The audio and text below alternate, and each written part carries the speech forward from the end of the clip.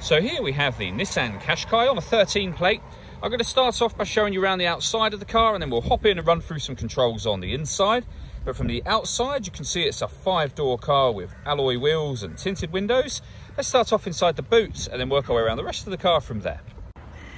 As we approach the boot, you can see we have plenty of space in there, along with that 60/40 split folding rear seat, should you wish to increase this space even further, and then a tray section which will lift up to give you even more space, as well as your tyre inflation kit just there. Okay, so we're going to work our way back round to the front of the car, and then we'll hop in and run through some controls on the inside. But now that we've done a full circle of it, you can see it's in excellent condition the whole way round. Just briefly before we climb in, I think it's well worth seeing the interior from this exterior point of view. There's plenty to run through on the dashboard, so let's hop in and we'll do that now. Okay, now that we're inside the car, we're going to start with the dials. On the left-hand side, we have the Rev Counter, and on the right-hand side, the speedometer and fuel gauge.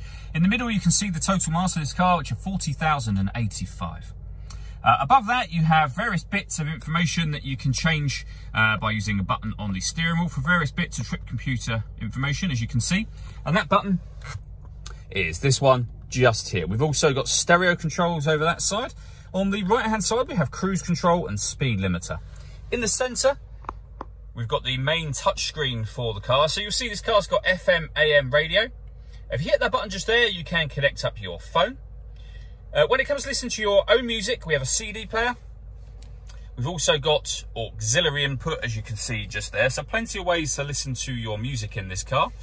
If I pop the car into reverse, you'll see that we've got a 360 parking camera. So we have a reverse camera image just there, and then a bird's eye view image of exactly where the car is parked on that left-hand side there. So with those cameras, it does make it very easy to park this car.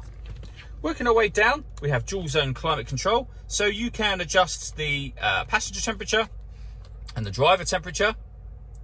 You can adjust the fan speed. You can determine what direction you'd like the air to be distributed in once it enters the vehicle.